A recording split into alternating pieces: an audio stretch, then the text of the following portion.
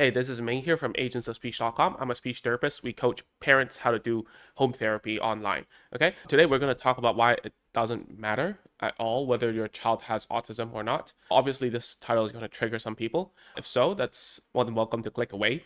But we're not here to talk about whether we can prevent it, whether we can do whatever. It's when things are such already, and what can you do about it? The first thing is that you cannot change autism, right? It's developmental. At a person who said, oh, what does it do to the brain structure? If I know that I can change it, right? We know what happens to Alzheimer's, right?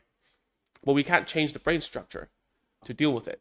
Like, you can start a conversation here, but then I don't see anyone who can change autism, okay? And if there is, then hallelujah, great. We don't need to deal with it anymore. And there were this magic pill that like we can all take to get rid of autism. That's good.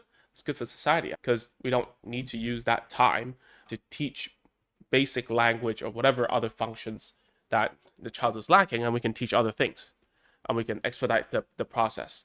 A developmental thing means it's something that we cannot deal with. Just like this cat I have here, he's deaf. This guy's deaf. So whenever like I call him, he's not going to be able to hear me. And he shouts and screams way too loud. Sometimes you might hear him on the video too, right? So I can't change it. Even if I know that whatever structure is going on in his nose, or his ear to be exact, right?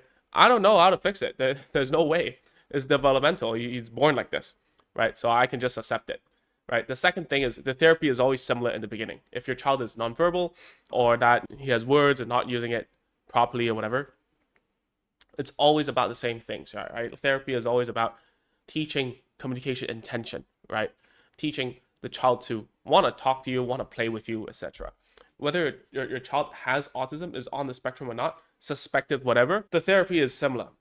No matter how you deal with it at ages from 1.5 to all the way to 3, it's always around the same. So your best bet is to start therapy right away so that you can actually do the things. I'm sorry, by the way, my nose is a little bit congested. I might sound a little bit sick, but overall I'm okay, just in case you care. The third thing is it shouldn't change your relationship with your child, right? So even if I've seen loads of parents who come to me, and I'm not a parent, you can take this with a huge grain of Himalayan salt, right? You can think about it in any way that you want. And if this advice or whatever that I'm talking about rubs you in the wrong way, then be my guest. Go listen to someone else, as long as you're taking action, right? I see a lot of parents coming into the whole ordeal of doing speech therapy, ABA therapy, occupational, whatever, early intervention.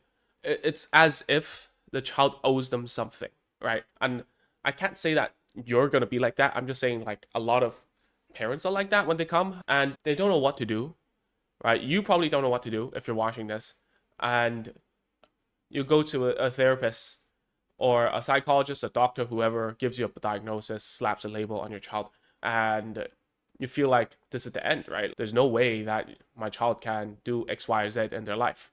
And that may or may not be true. We never know that. But it shouldn't change the relationship between you and your child. He's still a kid. You're still looking at forward in life, thinking that he or she will be talking soon and share thoughts, emotions with you, right? So even if there is autism or whatever, that relationship between you and your child should not change at all. It doesn't change the way that you should talk to your child. It shouldn't change the way that you see your child. And I know that this is obvious, and many parents don't even know it. They feel like they're on a mission to solve an issue. And autism in itself can be very detrimental to one's life if not managed, and that individual doesn't know how to cope with it. The people around them aren't understanding. But there's a huge but, is that all this can be mitigated as long as you have a great relationship with the child, right? I've seen so many parents with autistic children, the ones that go on social media and talk about it, they have great relationship with their autistic children.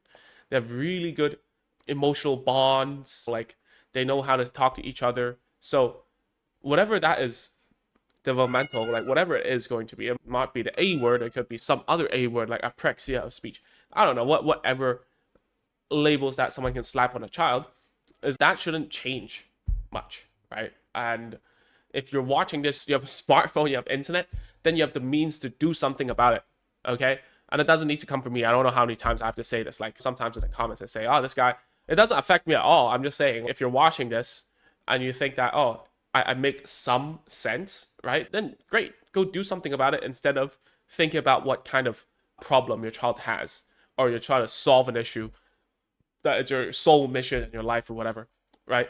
It's not. It's have a better relationship with your child, and then you will know how to navigate this whole situation with him or her. Okay. The last thing I want to say is it's a tough fight no matter what. Okay. Nowadays, everyone's challenges are different. So even if your child is typically developing, right, it's gonna be a hard fight.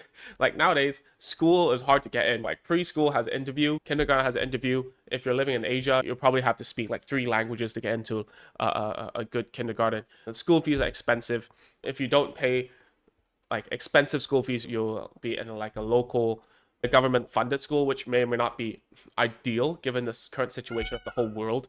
So everyone's challenges are different. I have friends who work in kindergarten. She was like a deputy principal. It's just so hard to get children ready for primary school, for the primary or elementary schools that parents want their children to get in, because like schools are getting fewer, right? We're all having less children unless you're in a developing country, unless you're watching from India, Indonesia, Philippines, Africa. These places have an explosion of children. And whereas developed countries, it's less and less and less.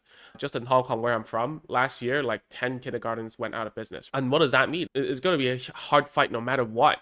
And if your child, like adding autism into the equation, obviously is another blow to the whole environment.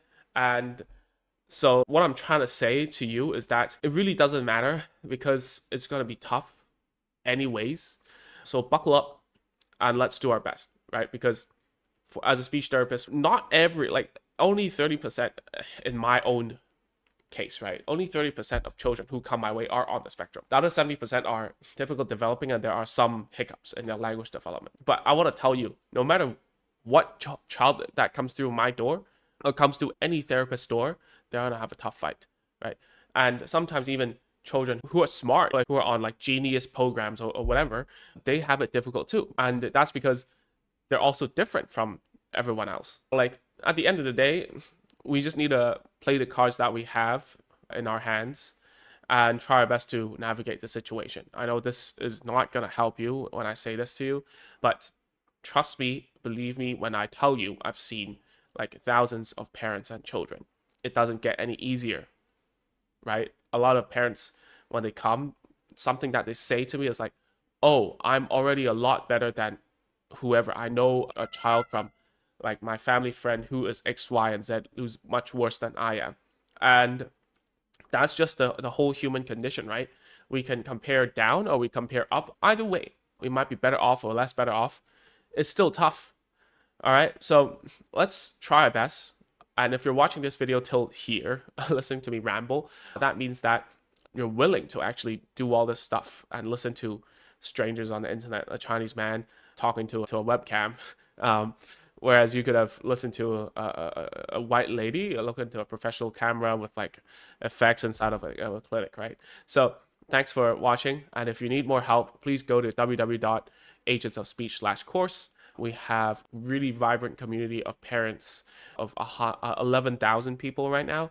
And join because we have free courses that teach you from all the way from 0 words all the way up to like sentences and above. So that's it for today. Thank you so much for listening to me through my stuck nose, and I hope to talk to you next week. Bye bye.